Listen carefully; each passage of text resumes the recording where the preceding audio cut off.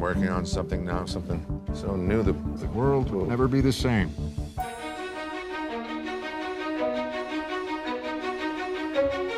Art and science have a unique relationship with one another. They're both expressions of human creativity. The Sloan Film Summit is an event that occurs every 3 years. We bring together all the far-flung pieces of our film program, which includes 6 film schools across the country, about half a dozen film development partners. I'm hoping people will come away with that sense of excitement and open possibilities. Science can be difficult or intimidating. It can be perceived as cold, but arts are a wonderful way for people to understand complex subjects. Filmmakers, storytellers, and scientists are united by a curiosity about the world, a belief that you need to understand it, that there's a desire to understand and to build understanding among people. I'm Stanley Milgram, and this is an experiment.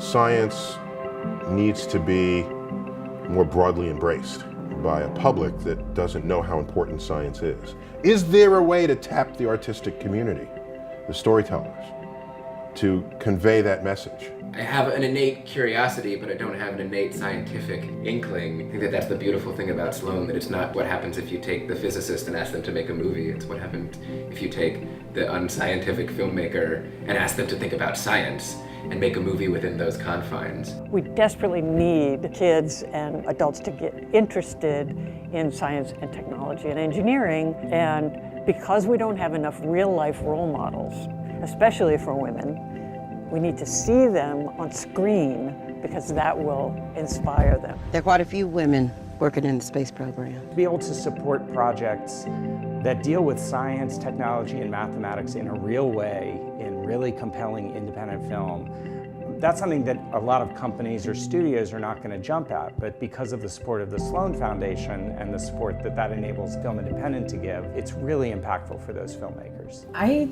don't know if this movie would exist if it wasn't for the Sloan Foundation. As soon as I learned about the Radium Girls, I felt compelled to tell their story.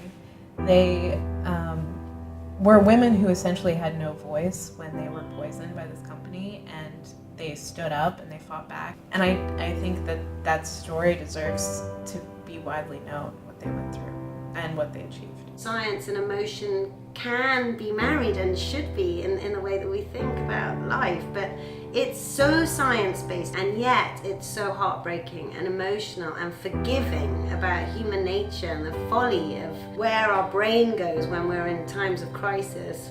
It's not really about what's the technology, it's really about how does this impact people's emotional lives and their experiences of grief and memory and loss. Having the Sloan Grant at the inception of this project, it's a statement of belief in the project, it's a statement of belief in the filmmakers, and it's essential in making projects like this happen.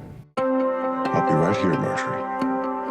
I have all the time in the world. Our overarching goal is to kind of bridge the gap between the two cultures of the sciences and the humanities. Has resulted in 20 completed feature films and maybe more significantly a generation of young people who've been through film school, been exposed to science, technology, material, and now at least understand that it can be raw material for their films. Artists retain the soul of culture. They don't retain it, they are the soul of culture, of how we express ourselves, not only collectively, but also individually. Science is serving as either a small or large part as their muse. Science as the artist's muse. That's a beautiful thing.